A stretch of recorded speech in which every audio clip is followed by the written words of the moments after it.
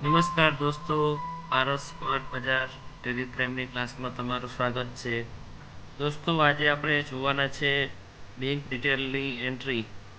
આપણે કઈ રીતે સેલ્સ ઇન્વોઇસની અંદર આપણે પ્રિન્ટમાં લેવાની છે. દોસ્તો, આપણા સેલ્સ ઇન્વોઇસની અંદર બેંક ડિટેલ હોવી ખૂબ જરૂરી છે.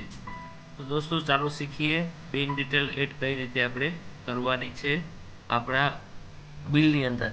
જે સેલ્સ ઇન્વોઇસની અંદર બેંક ડિટેલ કઈ રીતે એડ કરશું. ચાલો આગળ વધીએ.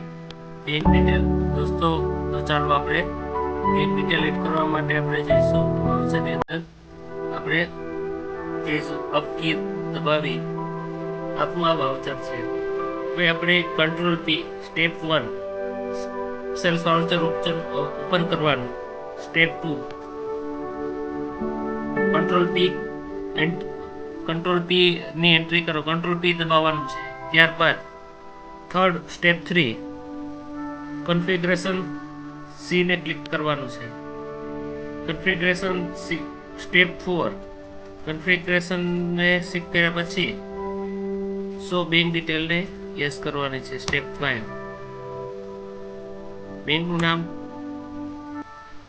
તમારે અહીંયા સિલેક્ટ કરવાનું છે. બેંકનું નામ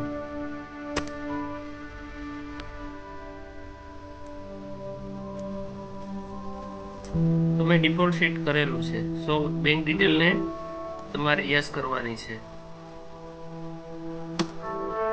બેંક ડિટેલ યસ કરી છે. બેંક નામ એચડીએફસી, આપણે આ એચડીએફસી બેંકને આપણે સિલેક્ટ કરી લીધી છે. ઓકે, હવે જોઈએ આપણું વાઉચર પ્રિન્ટ કરીને જોઈએ છે કે આપણી ડિટેલ છે એ એડ થઈ છે કે નહીં. તો એક્સપોર્ટ કરીશું આપણું સેલ્સ વાઉચર, પીડીએફમાં એક્સપોર્ટ કરીશું અને ચેક કરીશું.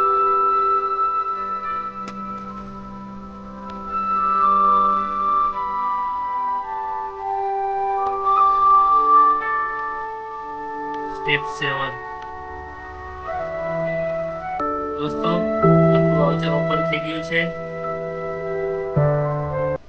આપણે ચેક કરી લઈએ કે આપણી બેંકની ડિટેલ એડ થઈ છે કે નહીં. તો દોસ્તો, અહીંયા આપણી બેંકની ડિટેલ એડ થઈ ગઈ છે. તો આશા રાખું છું કે તમને ખ્યાલ આવી ગયો છે કે બેંકની ડિટેલ કઈ રીતે એડ કરવાની છે. થેન્ક યુ દોસ્તો. જય શ્રી કૃષ્ણ દોસ્તો.